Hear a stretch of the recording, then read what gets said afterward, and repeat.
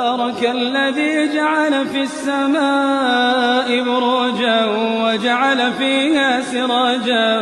وقمرا منيرا وهو الذي جعل الليل والنهار خلفة